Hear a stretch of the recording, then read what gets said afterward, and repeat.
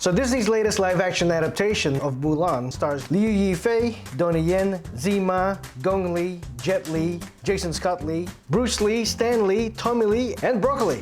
Seriously? Apparently, but the Asian kind.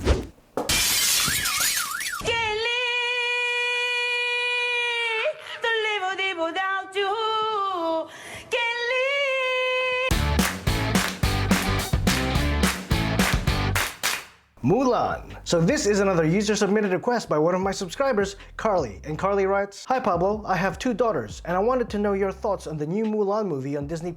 Is it worth paying the extra premium fee for this movie?" Thanks for writing in, Carly, and thanks for entrusting me to hopefully help you make a decision. And if anyone else is wondering how to submit a review request to me, it's just 2 easy steps. Subscribe to my channel and simply write in the comment section in this video. Now this review is spoiler-free, so I'm not going to mention anything that the marketing or the trailers haven't already shown us. And with that said, let's fire it up.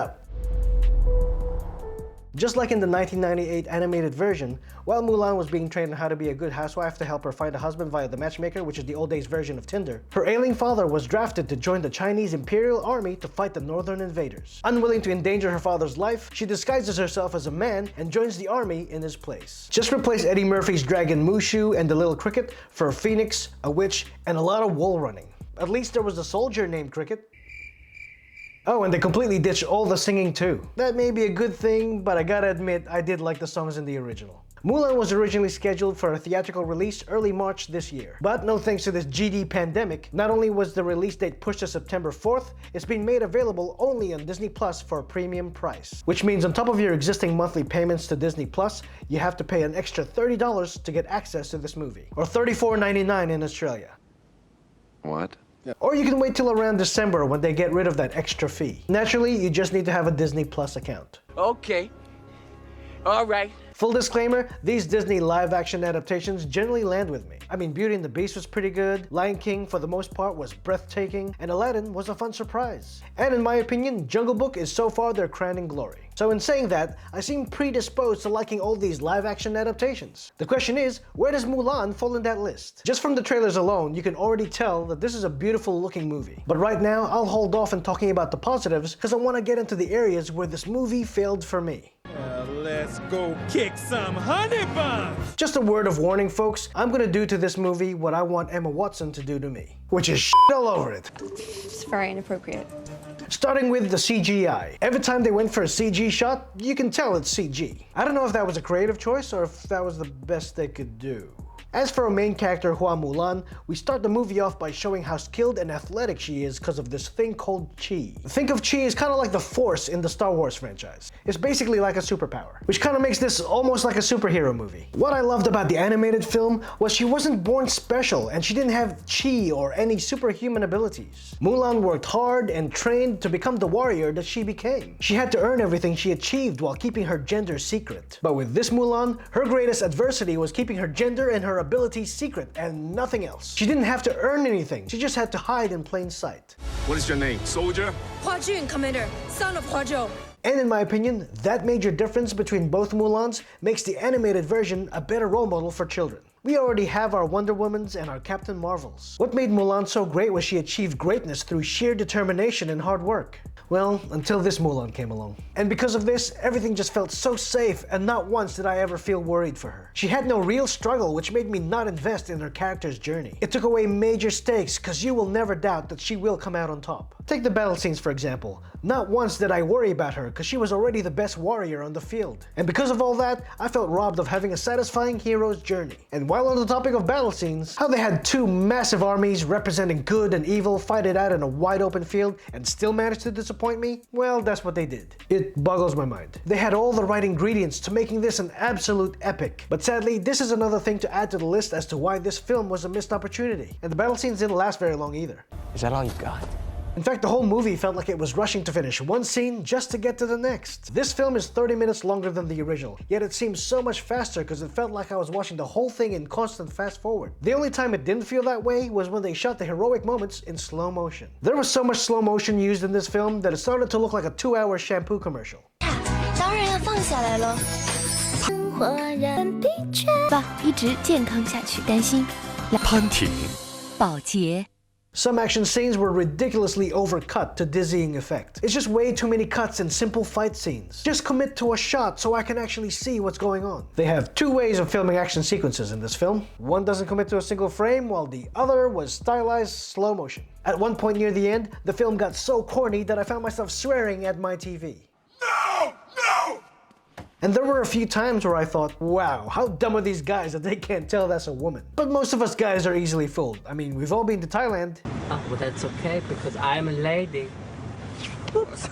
No, I'm not. Whoa. Live action adaptations always dance on the fine line between paying homage to the original and plain old pandering. And because this film felt like it was in a constant sprint from beginning to end, this film truly felt like pandering to me. Everything seemed so copy and paste and annoyingly procedural. They took the blueprint from the original and made a few tweaks here and there, but ultimately the results showed me that they prioritized style over substance. And the style wasn't executed effectively.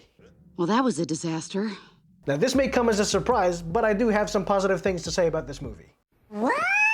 The most obvious one is the gorgeous cinematography, with excellent use of colors that pop right out of the screen to beautiful vistas that you'd normally expect to see in videos accompanied by relaxing music. I'm willing to say that Mulan has the most beautiful cinematography I've seen this year so far. Granted, I know it's not saying much since we haven't had that many films this year, because 2020 is the year of the Rona. I miss 2019. On another note, apart from one secondary actor that gave a wooden performance, the rest of the cast did a pretty good job. But the real standout here was Zima, who plays Mulan's father. Just the father-daughter scenes alone were enough to get me emotional. But as per my previous gripe about how the movie felt like it was in fast forward, one of the sadder scenes was immediately followed by a scene where he loses his temper. I just went from being sad to suddenly shocked and angry. Joe, I need...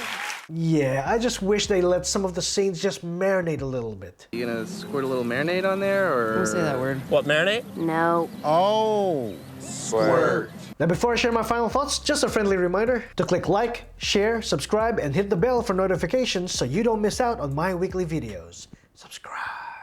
And if you like my content and you're feeling generous, become one of my valued subscribers by supporting me on Patreon, simply at patreon.com/PeterPabloReviews, just like these Patreon legends right here. You'll find the link in the description below. And now for my final thoughts. Starting with the lows, we've got underwhelming CG, poor character development, disappointing action, and felt very procedural. And as for the highs, we've got beautiful cinematography, and Zima's performance packed a lot of heart. This time he will not return. So the question is, did I enjoy this film? Not at all. Don't get me wrong, this isn't the worst film I've ever seen, it's just a massive step down from the original. Which sucks to say because my boys Donnie Yen and Jet Li are in this movie, and I love those guys. You got a great cast, beautiful set pieces and costumes, a beloved original film as your source material, with a really good score too. This could have been an epic, but what I got instead was an epic disappointment. This is a flop.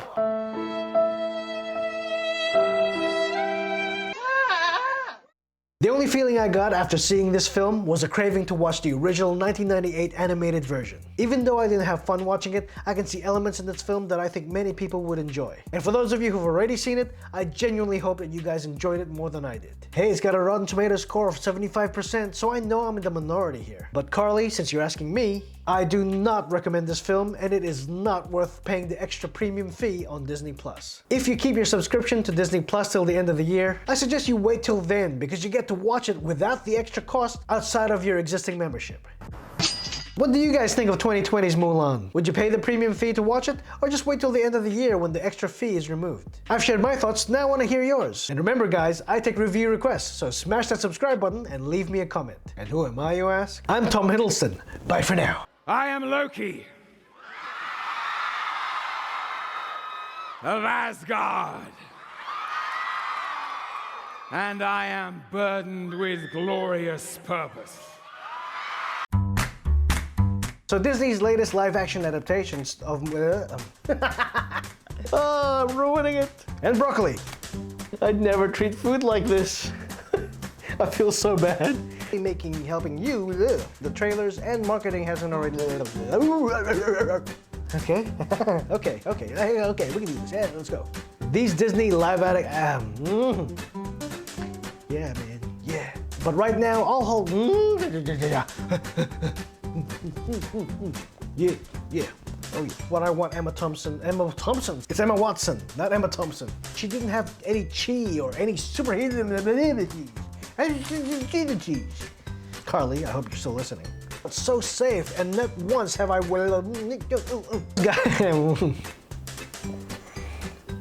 Everything... Ooh, oh yeah. Oh yeah. Why not? It's good for the... Did I enjoy this film? Not at all.